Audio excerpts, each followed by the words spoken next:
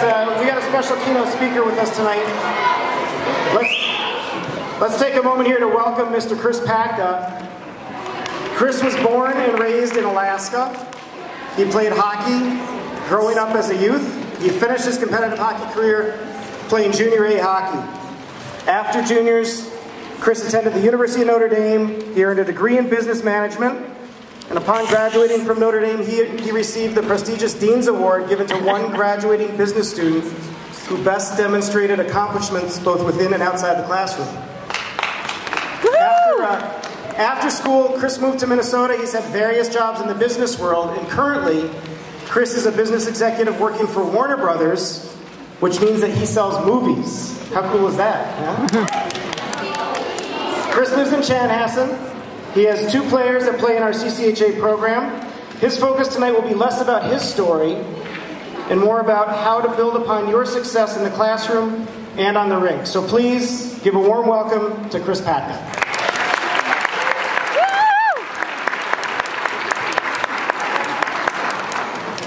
Is this on? Oh, perfect. It's on.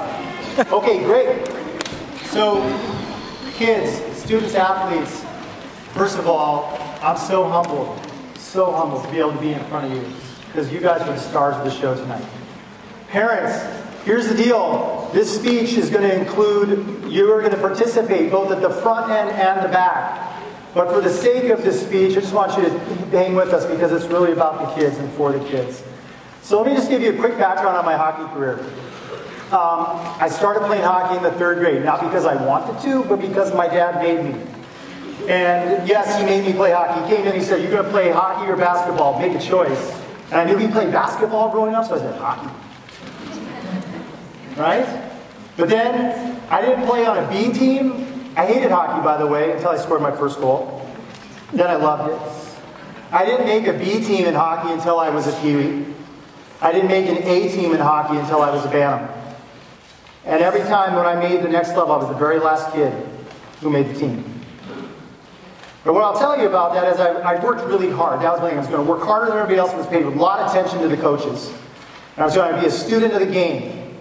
And that's really what happened for me. And I was fortunate enough to play 4 years of varsity hockey, and then fortunate enough to also go on to play junior A's.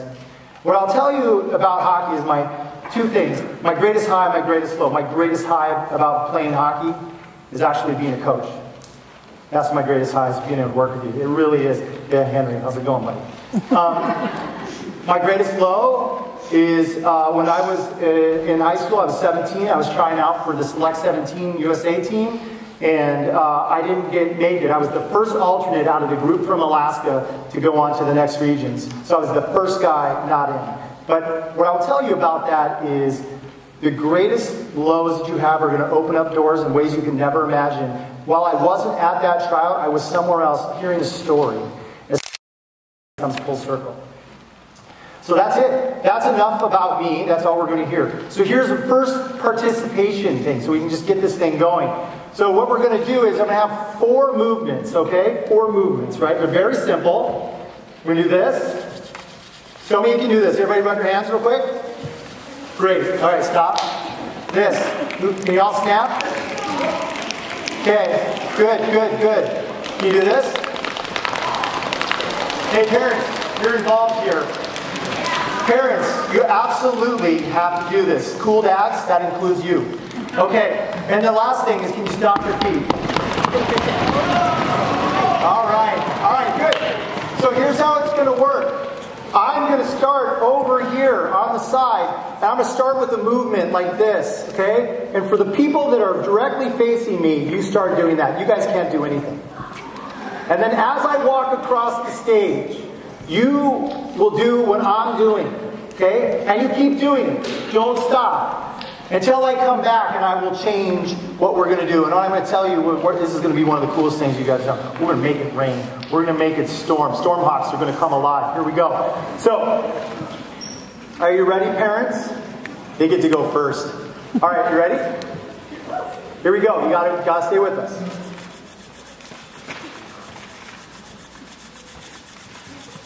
Keep going.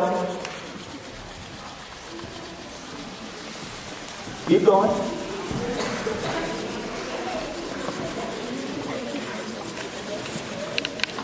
Keep going. Don't stop until I come in front of you with something else.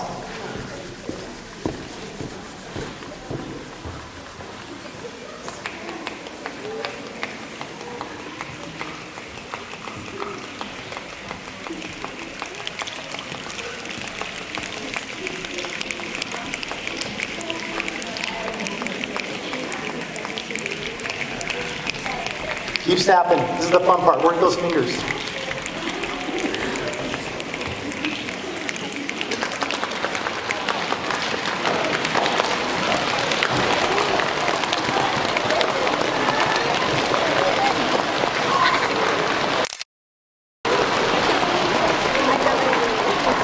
Fun part here. Stop your feet. Stop your feet. Hard, loud.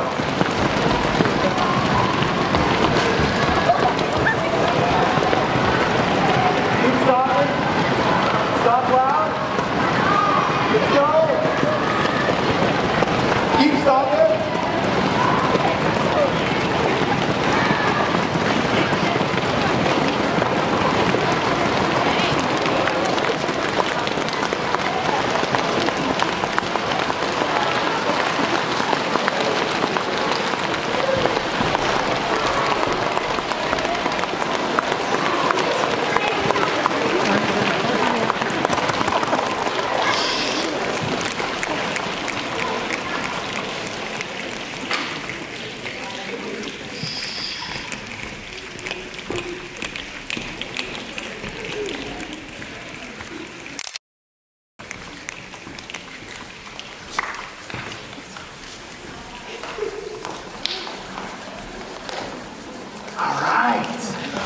So cool. Come on, give me your arms out. Come on, you guys made it. Come on. Okay, hey guys, there's a reason I did that. It's about being present. You heard Coach Snuggerud talk about being present, be where your feet are at. The reason I did that is because now everybody's locked in. The way you should be locked in with your coach, the way you should be locked in with your teacher. This is so important. It's going to be about your success. I want to show you a picture of a typical hockey practice when coach is blowing the whistle. Coach blows the whistle. 3 kids are still shooting pucks. 2 kids who decided that they wanted to shoot pucks instead of getting water, shoot pucks, and then when coach blows the whistle, they go to get water while the coach is trying to talk and they come back. Kind of typical, right? Happens. You guys know it. You guys all have practice. It happens. I want to show you what the difference about being present is versus not. So you see, go back here real quick. You have this picture. See the guys on this side, the hockey players over here that I'm pointing to, kind of what would you be on this side over here? They're like locked in. They're paying attention to coach. Let me tell you what they hear. This is what they hear the coach saying. The coach saying, okay, we're going to run a drill. We're going to run that 2 guys out of each corner, right? And this guy's basically far corner. You're going to come all the way down. You're going to get a pass from this guy. You're going to take it all the way down the ice, stay wide. I want you to stay wide the whole time. As you get to the top of the circles on the wide side, I'm going to take a low shot, create a rebound. And this guy who had passed, you have to follow up as fast as you can with him. And your job is to get the rebound because this is something that happens all the time in the games, and I want you to practice it. Now, let's take a look. That's what they hear. Let's take a look over here. You look at the far side. I love these guys. These are my favorite. See the guy at the top there? He's got his stick. He's looking down. This is what he's saying. He's saying to himself, oh, man. My parents take my stick. How come my mom and dad didn't take my stick again? I take that before every practice, before every game. I got to take my stick. This is what he hears the coach saying. Wah, wah, wah, wah, wah, wah, wah, wah, wah, wah, wah, wah, wah. No idea what to do. I really like the guy, though, right here, who's right in front of him on his knee. Yeah, he's my favorite. Because he's sitting there going, oh, my ear rings. That is so cool. I'm going to never let my mom watch this as the best. But maybe I should change my jersey. You know what that kid hears on the ice? Wah, wah, wah, wah, wah, wah. Right? And then when we go to do the drill, those are the 2 that mess it up. But it's not that it's so important that they mess it up there. It's what happens in the game. They're the ones that mess it up in the game. right? And they're not helping you, and they're not helping themselves. So it's really important to be present. It's really easy when we think about it in the context of hockey. But how is not any different when you think about it in the context of your classroom? You guys are all great. You want to help them? Awesome. Right? So why don't you sit in the front versus the back? It's the same thing, kids. It's the same thing when the coach calls you in. Your coaches are your teachers at school. Be present when you're looking about math. Being present is if you have the opportunity to sit in the front of the class, it is going to change you. It is going to change your life. Because when you're in the back, you're seeing 4 people texting under the table when they shouldn't be, guys talking to people, girls talking to the guys, talking to the girls, not paying attention. And you know what? Instead of hearing the message from the teacher, you hear wah, wah, wah, wah, wah, wah. And then when it comes test time, you struggle. You have to study that much harder. I will tell you, for me, personally, when I was at the University of Notre Dame, my freshman year, I was sitting in the back, and it was hard. And then, on my sophomore year, I said, oh, I got to change something. I started sitting in the front, and I never got less than an A- in any class after that. And it was because I knew it was going to be on the tests, and I had a relationship with the teacher because I'm right in front of them. It's the same when you have a relationship with your coach, because you pay attention. And then, you know what happens when you have a relationship with your teacher and they know that you're paying attention? When you have the difference between an A and an A-, or a B and a C, you're going to get the higher grade because they know you care. Be present. It's going to change. It's literally going to change you. So that's number 1. Number 2, I want to talk about something about having what we call a growth mindset. Being able to believe. And let me give you this translation. That means believing you can be anything you want to be. Anything you want to be. Right? Here's the difference. Someone who does not have a growth mindset, a fixed mindset, would say something like this. You know, Sarah Broughton, you're really good at math. And that's why you got good grades in math, because you're just good at it. But the reality is Sarah actually works at it. So the difference, a growth mindset would say, Sarah, I love the fact that you work so hard. Maybe you could help me in math. You're really good. Now she has a different point of view about what she can be. Right? It's the same thing on the ice. You talk about the kids who are out there stick handling. Like, you're just a good stick handler, but you can't shoot, you can't pass. Now wait a second. They're great stick handlers because they work on it. And a growth mindset would say, you can be anything. You want to be a great skater, you can be that. Do you want to be an astronaut? Do you want to be anything? Artist, astronaut, writer, scientist, own a business. You can do anything. And that's what having a growth mindset is. And kids, I want to tell you something. Coach, what's that coach? I call him coach because I've seen him that way. But Mr. Haggerty said the same thing to start, right? Coaches care about you. Coaches and teachers want to expand your mind. I want to tell you a little story. I want to tell you a story about Krista McAuliffe. For those of you, just ring a bell. Any of you in your history class know who Krista McAuliffe? Who knows, students? Who knows who Krista McAuliffe is? Okay, good. So here's who Krista McAuliffe is. Krista McAuliffe was a teacher. She was a teacher in around 1984. Here's what happened. There was an opportunity to put a teacher in space, to ride on the space shuttle. And she specifically wanted to do it, and she had this vision in her mind that what she was going to do was going to help kids and teach from space and do all these things to help kids believe that they could be more than they might see. Right? The same way your coach is doing hockey. So what happened was, I'm going to go back here real quick. Remember I said my greatest disappointment was not making the Select 17 team. I said that at the start, not getting asked to go do that. When I wasn't there, when I could have been in St. Cloud at that tryout if I had been not the first alternate, instead I was in Denver at a National Association of Student Councils meeting, getting to listen to a speaker who I remember tell this story that I'm about to tell you about Krista McAuliffe 25 years ago. And I can't believe in my mind that it's coming back. So kids, just one thing, there's going to be obstacles, there's going to be things that aren't going to happen in your lives. And let me tell you, doors are going to open. Okay? One door closes, another door's open if you're present and you believe that you can be anything you want. So let me tell you about Krista McAuliffe. This speaker, his name is Mark Shannonbrock. He's actually from here. Some of you may have heard him, especially parents. He's incredible. And here's what he had to do. He had to go speak at this school because, for those of you that don't know about Krista McAuliffe, she was selected. She was to be the first teacher in space. And unfortunately, in the most unfortunate circumstances, when her space shuttle that she was on took off, there was a big problem during the launch. And the space shuttle exploded, and she lost her life, along with the other astronauts that were on board. So she never got to give that speech. She never got to be in front of everybody. Anyways, so this speaker had to go and he had to speak to the kids. And what was he going to say, kids? What was he going to say to these kids who had just lost their teacher 4 months ago? He didn't know. So he went and he interviewed some kids and he said, tell me, what did you know about Miss McAuliffe? What did you know? You know what they said? 2 kids were like, oh, I got this story. Here's what happened. I was there, I was in her class the day she got and decided she was going to do the application. And, she had the application in her hand and she was in front of the class and she was holding it up. She was holding it up. She's like, I am going to go. I'm going to do this.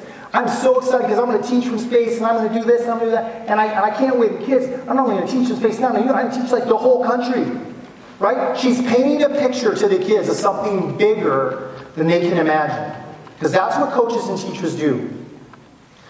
And so she was up there, and all these kids were like, yeah, let's go, Miss McAuliffe, let's do it, you can do it, you can do it. Except one. We'll call him Johnny. Johnny's in the back of the class. Call me. You've seen that guy, right? Please call me. Yeah. Well, here's the problem. She knew her much. Like, Johnny's real negative. He has a fixed mindset. He's going to say something. I know he's going to say something. But you know what? She was a person that always believed in every kid. Every kid had potential, so she called on Johnny. And this is what he said. He goes, Miss McAuliffe, I mean, it's cool that you want to do that, but isn't it kind of like, trying to buy a lottery ticket? I mean, you can go buy a ticket. You can fill out the application. Don't really expect your number to be called. Said that in front of the whole class. Just like right now. You could hear a pin drop. You know that feeling, kids. You know that feeling when someone has punched you in the gut. Because every one of you have been through it. Someone has told you somewhere that you can't be something. That you're not good at something. They've made fun of you. You know that feeling. That's the feeling that Miss McAuliffe had at that moment. That's how quiet it was. And every kid was like, oh, what's she going to say? What's she going to do? And she was looking down, and then she looked up and she grabbed that piece of paper because that's why you'd apply, and she held that paper up high. And she looked at this kid and her voice was cracking. In front of the whole class she said, hey, it's better to reach for the stars and miss than shoot for nothing and hit. Reach for the stars, kids. You can be anything you want to be. Anything. And it doesn't matter what anybody tells you. In fact, I'm going to tell you a story right now about where people say you can't be. Who's here has heard of a guy named Reggie Ho? Good. There's one. Anybody else? Couple? All right. So for those who haven't, let me tell you about Reggie Ho. Reggie Ho was a student from Hawaii. And he wanted to go to the University of Notre Dame to become a doctor. And so that's what he did. He went to the University of Notre Dame. He went as a student only. He had nothing to do with football. He kicked in high school, but that's about it. Let me tell you about the other thing about Reggie Ho. You can kind of see it from this picture. Reggie Ho was 5'5" and 135 pounds. Some of the people in here are going, oh, I'm bigger than that. Right? 5'5", 135 pounds. And what he decided once he got to do really well in school, and he was doing great in his freshman year, at the end of the freshman year, he said, I just want to do more. I want to do more. And so he said, I want to be a kicker for the University of Notre Dame. And he didn't know how to do it, so he went and he sat outside the coach's offices, and he just sat there. And no one would pay attention to him. And he just sat there until finally, because all the coaches were too busy, right? Until finally at night, after they were cleaning it, one of the coaches came out of the office and said, son, what are you doing here? And he said, oh, hey, I'm coach. I'm Reggie Ho, and I really want to try out. And so the coach was like, all right, well, this is when open tryouts are. Come on, you want to try and kick? Good. So he comes to tryouts, and he gets cut. He doesn't make it. So do you think he stopped? No. Obviously not. So what he did was, he started practicing in parking lots, and kicking in parking lots at Notre Dame to practice to being a better kicker. And then he said, I'm really small. I got to figure out how to kick it harder. I got to figure out how to kick it high because I'm so small. How am I going to do this? These guys are 6'6" in front of me, right? And so he got out books and he created journals with math and science. And he figured out by taking what he had learned in math and science, how he would have to change to be a better kicker. And guess what? Tried out again as a junior and he made it. Because Coach Holtz thought he was so cool just for trying. And then Notre Dame was absolutely killing Navy a late game in the year, and his name got called so he could kick a point after. This is 1987, because if you're in one play, you officially go down as a player at the University of Notre Dame. So Coach Holtz wanted to make that happen. But then, and he got it, so he's on play. So we think it's all done, right? Then 1988, national championship year for the University of Notre Dame. Last time they officially won a national championship. There's some rules with it. They tied in the 90s. Okay? But they came to start that year. Guess what? No kicker. The kicker they had graduated. And so, Reggie Ho was the guy. This guy had never played a major down again. And he stepped up. And not only did he step up, it's what he did and how he did it and how he was a light for his other students. I want to show you this. First game of the year, he was playing Michigan. Michigan was ranked number 13. Notre Dame was number 7. Remember, back then, you lose one, you're done. There's no playoffs. You're done. It's like districts, right? You lose one, you're done.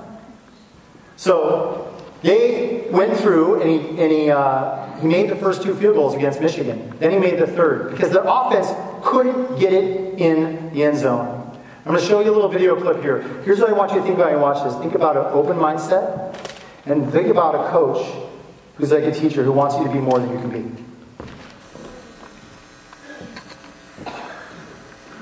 Left. It isn't very often that Notre Dame has turned its fate over to someone 5'4" and 135 pounds. It's 26-yarder.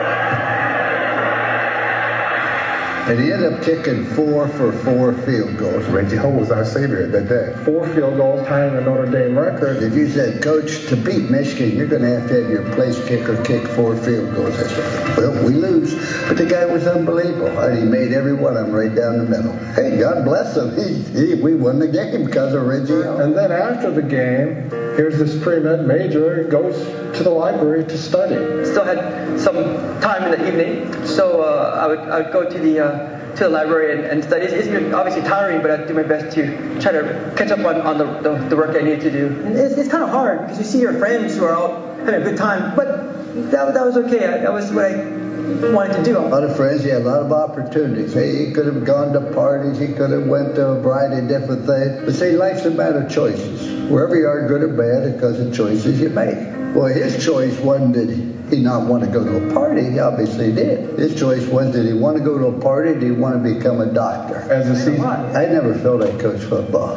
I felt I coached life. And I felt the same things that would enable them to be successful on the football field, would enable them to be successful in the classroom. And that's what makes you want to be a physician and to help others, so that you can make them better. Nobody could be a bigger hero than Reggie Ho and his accomplishment, not just on the football field, but you look at being a doctor. Can you imagine playing football on a major level and still being a doctor? the hard work he has put through while he was at school and the hard work that he's doing now, we can only applaud him. Yeah. So, all right, here's the fun part, kids. Hey, remember I told you your parents have to be heavily involved? Here we go. Here we go. This will be the final. All right, kids, what I want you to do is I'd like you to stand up in just a second. I'd like you to stand up, and I want you to turn around. I want you to try to find your parents in the audience. If your parents aren't here and you came with friends' parents, I want you to look at them. So just stand up and face them.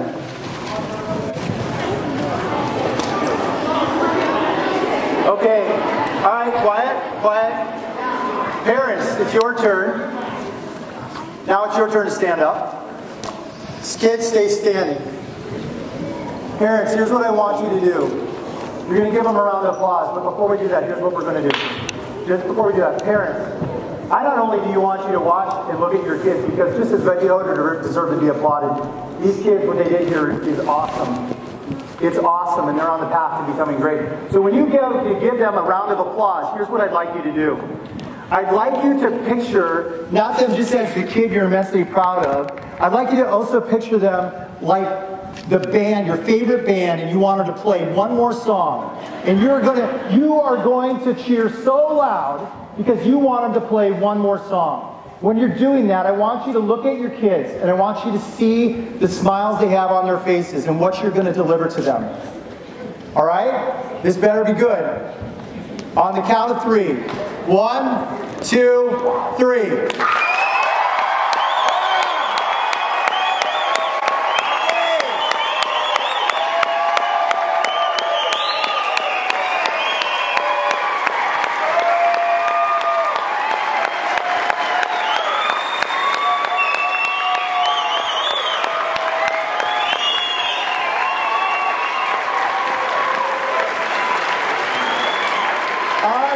Take a seat. Thank you. I appreciate it. Have a great night. Congratulations.